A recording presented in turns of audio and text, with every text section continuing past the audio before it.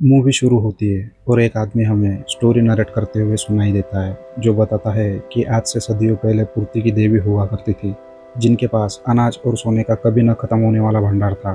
किंवदंती के हिसाब से जब ब्रह्मांड का निर्माण हुआ तो पूर्ति की देवी ने अपनी कोख से 16 करोड़ देवी देवताओं को जन्म दिया, जिसमें उनका सबसे बड़ा बेटा हस्तर था। देवी को हस्तर से बड़ा प्यार था। फिर धीरे धीरे समय आगे बढ़ा। हस्तर के अंदर लालच और घमंड ने घर कर लिया। फिर उसने एक दिन अपनी ही माँ के सोने को चुराने की कोशिश की, जिसमें वह कामयाब भी हो गया। इसके बाद वह अनाज की तरफ बढ़ा, लेकिन वह कामयाब होने से पहले वहाँ के देवी देवताओं ने उस पर हमला कर दिया, उसे नष्ट करके धूल कणों में बांट दिया। तभी कुछ देवताओं ने सोचा कि हस्तर इतना शक्तिशाली है कि एक दिन ये फिर से अपनी शक्ति इकट्ठा करके वापस आ जाएगा, इसलिए इसे हमेशा के लिए नष्ट करना ही होगा। इस तरह वो सभी मिलकर अपना आखिरी प्रहार करते हैं, लेकिन पूर्ति की देवी बीच में आकर उसे बचा लेती है। वो जानती है कि असल में हस्तर एक राक्षसी प्रवृत्ति का है। वो इस शर्त पर उसे जीवन दान देती है कि वो कहती है कि आज के बाद तुम्हें दुनिया का कोई भी आदमी नहीं पूछेगा और ना ही तुम्हारी किसी पुस्तक या पुराण में तुम्हारा कोई जिक्र किया जाएगा। इसके बाद कई युग बीत गए और हस्तर अपनी माँ की गोद में चुपचाप सोता रहा, लेकिन भविष्य में तुम्बाड़ गांव के कुछ लोगों ने हस्तर का मंदिर बनाकर उसकी पूजा अर्चना शुरू कर दी। इस वजह से सभी देवता नाराज हो गए और तब से उन देवताओं का गुस्सा बारिश बनकर इस गांव में बरस रहा है। इस बीच हमें कहानी के अंत में ये भी सुनने को मिलता है कि हस्तर का श्राप हमारे लिए वरदान है। फिर हमें तुम्बाड़ गांव दिखाया जाता है, जहां एक औरत बूढ़े सरदार की सेवा में लगी रहती है और सेवा के बदले में उस औरत को सोने का सिक्का मिलता है। उस औरत के दो बेटे होते हैं, जिसमें से एक का नाम विनायक राव तो दूसरे का नाम सदाशिव होता है। जब विनायक खाना बना लेता है तब वो सदाशिव के हाथ में थाली देकर उनकी पर दादी को खाना दे आने को कहता है, लेकिन दादी के कमरे से अजीब डरावनी आवाज़ें आती है। सदाशिव दरवाज़ा खोलने ही वाला होता है कि उनकी माँ उसको रोक लेती है। उन दोनों को डांट कर बताती है कि जब तक वो न कहे अंदर कोई नहीं जाएगा। तभी विनायक उसकी माँ से पूछता है कि आखिर दादी कब तक जिंदा रहेगी और वो ऐसे क्यों हो गई। तब उनकी माँ कहती है कि वो श्रापित है और कभी मर नहीं सकती। विनायक पूछता है कि आखिर उसको किस बात का श्राप लगा है। तब उसकी माँ गुस्से में डांटकर अंदर खाना खिलाने चली जाती है।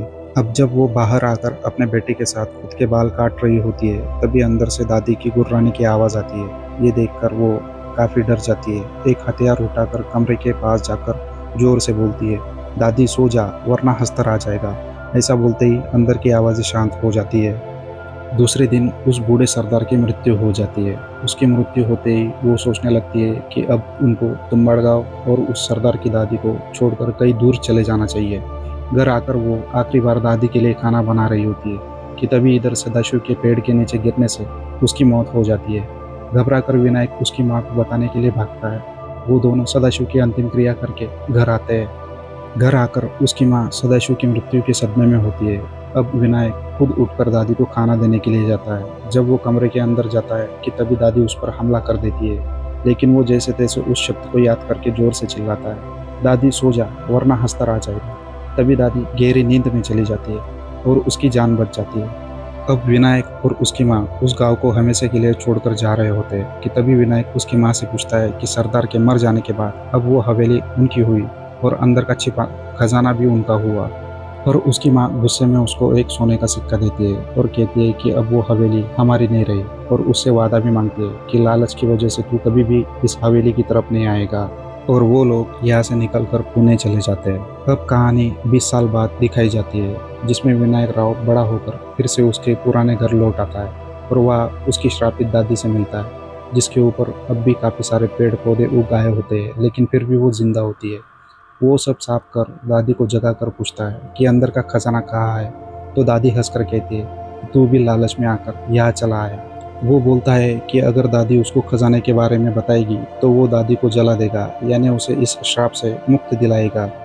तब दादी हस्तर की कहानी बताती है और सुनाती है कि वो हवेली में जो कुआं है उसमें देवी की कोख है, जहाँ हस्तर रहता है। कभी वो भी उस देवी की कोख में उतरकर सोने के सिक्के हस्तर से लाया करती थी, पर हस्तर के काट लेने से वो कभी न मरने वाले श्राप का शिकार हो गई और विनायक राव को सारी बातें बताने लगी। सारी बातें बताने के बाद अब विनायक दादी के ऊपर तेल छिड़क कर जला देता है, जिससे दादी को मुक्ति मिल जाती है। विनायक राव अब हवेली में जाकर उस कुएं के अंदर चला जाता है।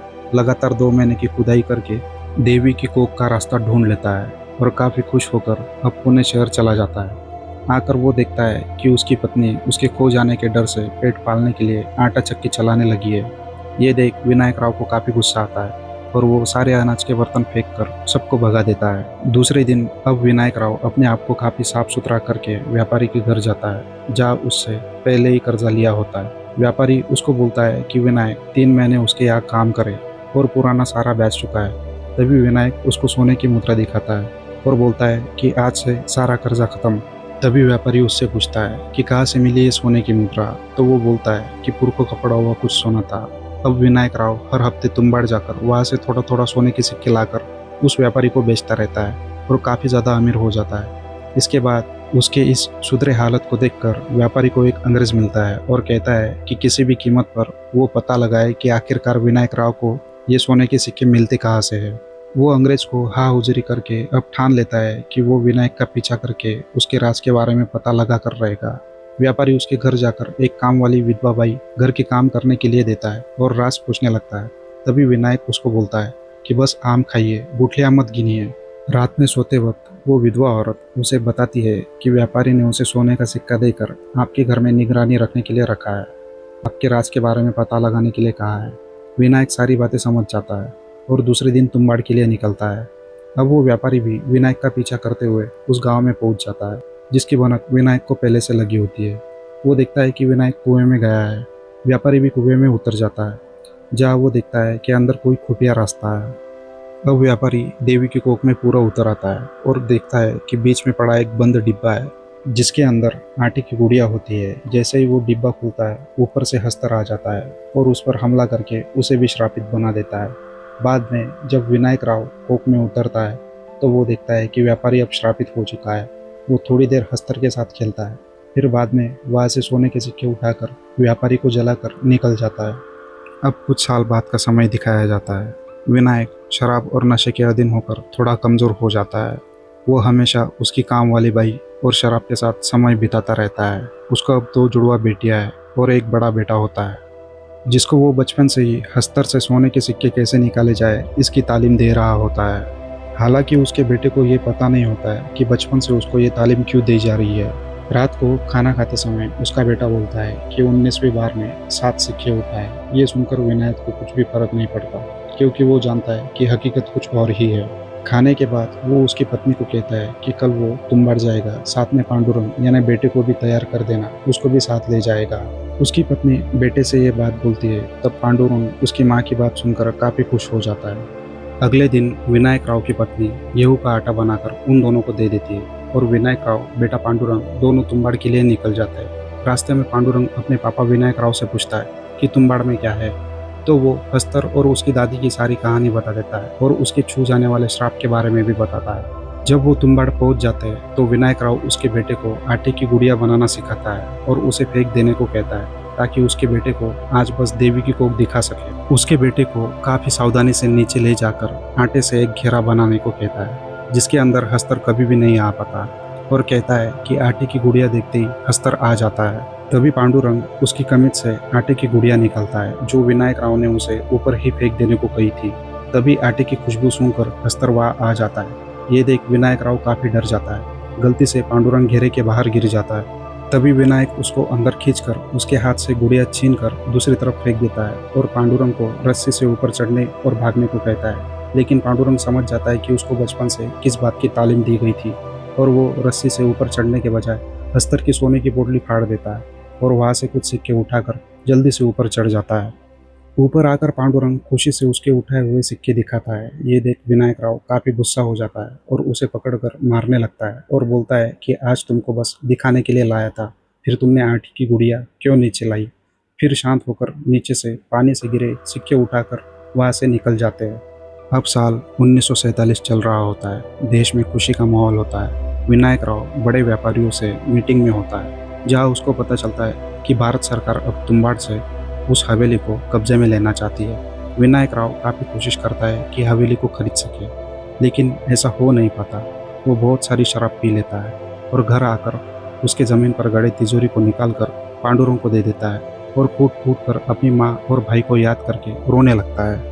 इधर रात में घर पर पांडुरंग की माँ उससे पूछती है कि तुम्बाड़ में क्या था, तो वो अपनी माँ को बताने से मना कर देता है और काम वाली बाई के रूम की तरफ बढ़ता है और उसे सोने का सिक्का दिखाकर बताता है कि उसके पापा के बाद अब वही उसका ख्याल रखेगा, जिसे सुनकर वो काम वाली बाई हंसकर चली जाती है और रात में विनायक राव के पास सब बता देती है। इसे सुनकर विनायक राव काफ़ी गुस्सा हो जाता है और पांडुरंग को पीटना शुरू कर देता है। पीटने के बाद पांडुरंग उसके पापा विनायक को बोलता है कि आप हर बार बस एक ही आटे की गुड़िया ले जाते हैं, जिससे सिक्के निकालने में काफ़ी कम वक्त मिलता है। विनायक उसकी बात समझ नहीं पाता, तो पांडुरंग बताता है कि अगर एक साथ बहुत सारी आटे की गुड़िया बनाकर हस्तर को खाने को देंगे तो बहुत सारा वक्त मिल जाएगा। इस वजह से अगर हस्तर से उनकी सोने की पोटली ही छीन ले तो और भी अच्छा हो जाएगा।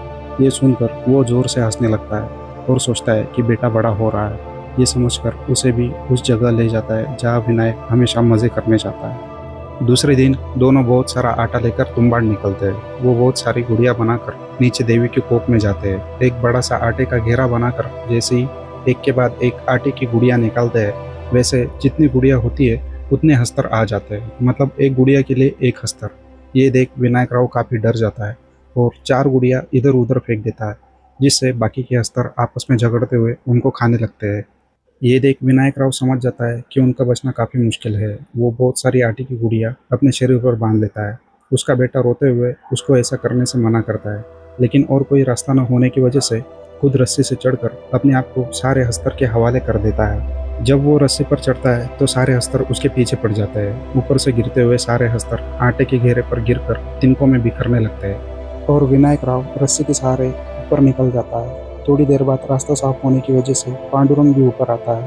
तभी उसको पीछे से विनायक राव यानी उसके पापा की आवाज़ आती है। जब वो पीछे मुड़कर देखता है तो विनायक राव को भी हस्तर की काटने की वजह से श्राप लग गया होता है। विनायक राव हाथ में हस्तर की सोने की पोटली को आगे बढ़ाकर उसे देने की कोशिश करता है, मगर पांडुरंग समझ जाता है कि इस लालच की वजह से बहुत बड़ी कीमत चुकानी पड़ी है और उस पोटली को लिए बिना ही रोते हुए विनायक राव को लैंप से जलाकर वहाँ से निकल जाता है। इसी के साथ ये मूवी, ये कहानी यही ख़त्म होती है। आशा करता हूँ कि आपको ये कहानी पसंद आई होगी। आपने हमारे पहले चैनल को भी बहुत सारा प्यार दिया है, इसे भी जल्दी से सब्सक्राइब कर लें और लाइक करना ना भूलें।